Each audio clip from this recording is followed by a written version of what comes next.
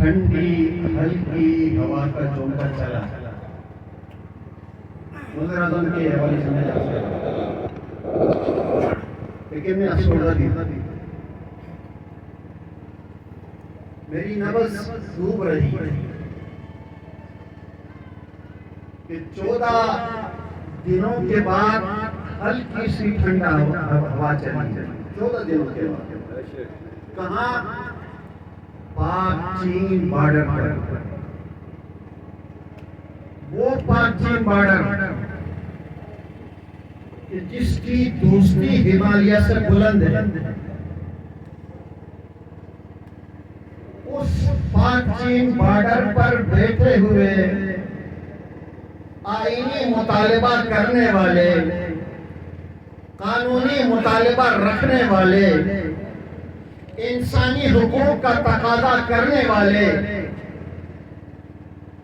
اور پورے عالمی انصاف کے تقاضوں پر پورا اترتے ہوئے 2 نکاتی ڈیمانڈ پیش کرنے والوں کے لیے تھوڑی سی ہلکی ہوا چلی تو 14 دنوں کے بعد.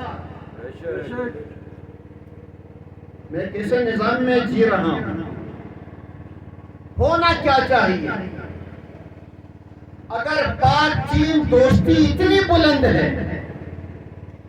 14 منٹ کی توقع میں نہیں رکھوں گا، 14 گھنٹے میں مسئلہ حل ہو جانا چاہیے. 14 دن لگے، وہ بھی ادھورا سا اعلان.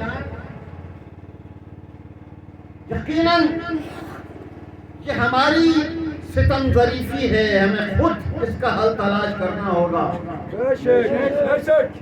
کیا وجہ ہے؟ جائز مطالبہ، قانونی مطالبہ، اس سے بھی میں آگے بڑھوں، قرآنی مطالبہ. رسول گرامی اسلام کی تعلیمات کے مطابق پیش کیا گیا مطالبہ. اس آیہ مجیدہ کی تلاوت کا شرف حاصل کیا. من جاہد فینا لنہدینہم سبلنا. اللہ فرماتا ہے جو ہماری راہ میں جد و جہد کرتا ہے، کوشش کرتا ہے، تودو کرتا ہے.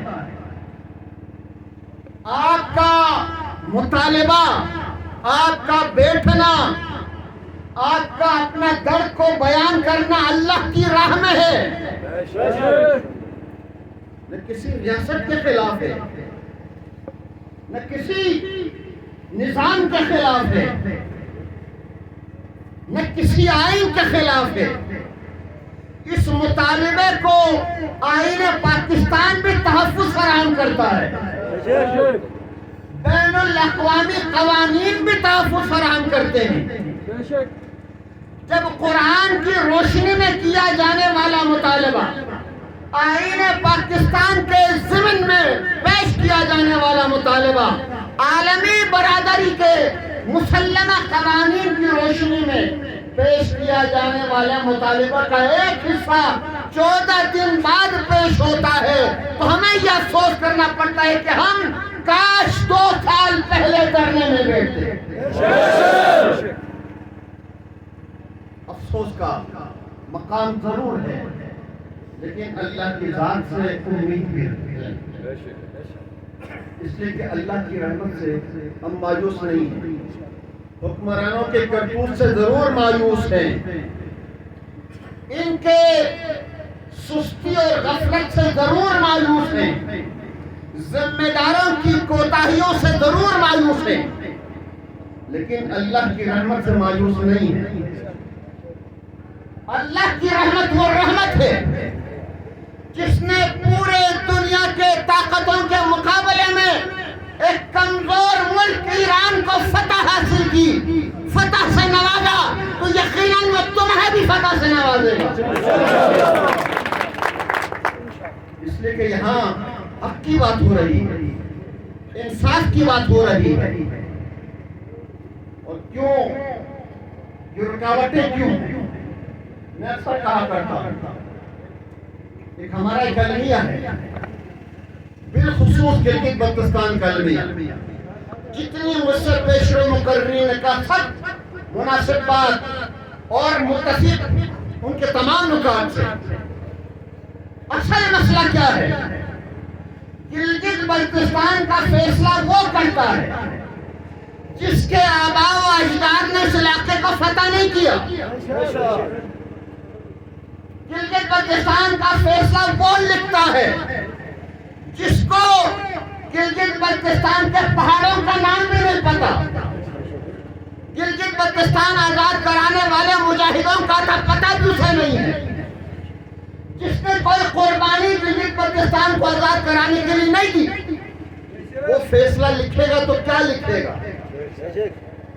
وہ فیصلہ کرے گا تو کیا کرے گا؟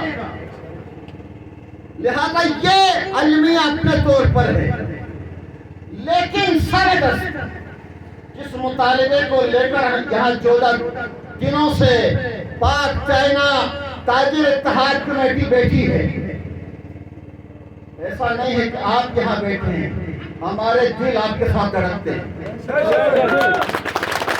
اور ہم ہر آئینہ ہر وقت آپ کی کامیابی کے لیے دعا گو بھی ہیں، آپ کی کامیابی کے لیے جو کچھ ہم سے ہو سکتا ہے وہ انجام بھی دے رہے ہیں۔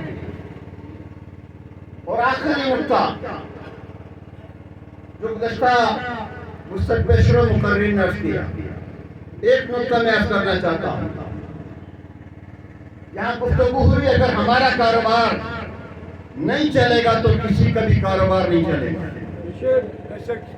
یاد رکھیں اگر یہاں انصاف ہو، عدل ہو، انسانی حقوق کی بالادستی ہو، یہ جن کے نام تم نے لیے یہ کمپنیاں ہیں،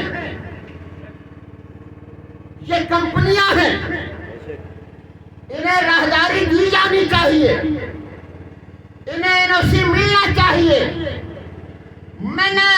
میں گلگت بلتستان کا فرزند ہونے کے ناطے نہ مجھے راہداری کی ضرورت ہے نہ NOC کی ضرورت ہے، اس لیے کہ یہ علاقہ میرا ہے، ریلیف مجھے ملنا چاہیے۔ میں کہتا ہوں ان کے سیل بھی ٹوٹنے چاہیے، اگر نہیں ٹوٹنا چاہیے تو گلگت بلتستان کے شہریوں کا نہیں ٹوٹنا چاہیے۔ ان کے اوپر پابندی بھی لگ سکتی ہے، گلگت بلتستان کے شہریوں کی تجارت پر کوئی پابندی نہیں لگ سکتی۔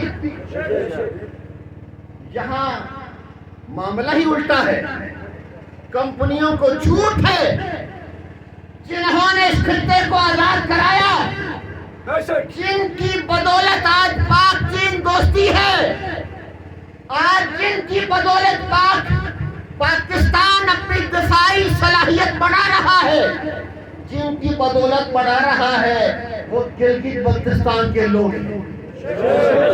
یہاں ہوا ہماری صبر کو آزمایا جائے، ہم طاقتور ہیں، شاید بات سمجھ میں نہیں آئے گی، ہم کیسے طاقتور ہیں؟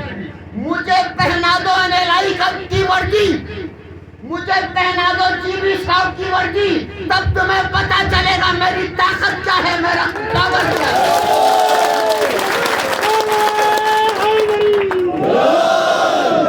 جو NLI کا پاور ہے وہ مجھ سے ہے۔ میں جب NLI کی وردی پہنتا ہوں میں ہر جگہ فتح حاصل کر لیتا ہوں، جو نہیں کر سکتا وہ NLI کر کے دکھاتا ہے۔ آج ہم وہی NLI ہیں، ہم GB اسکاؤٹ ہیں، وردی نہیں پہنی تو نہ سمجھا ہم بزدل ہیں، ہم ہی سے NLI ہیں، ہم ہی سے GB اسکاؤٹ ہیں، لہذا ہماری طاقت کو آزمانے کی غلطی نہ کرنا۔ ہم طاقتور ہیں اس لیے ہم اس خطے کے واسی، ہم اس خطے کے رہنے والے۔ اور آخری بات آپ کی خدمت میں یہ کرنا چاہتا ہوں، اگر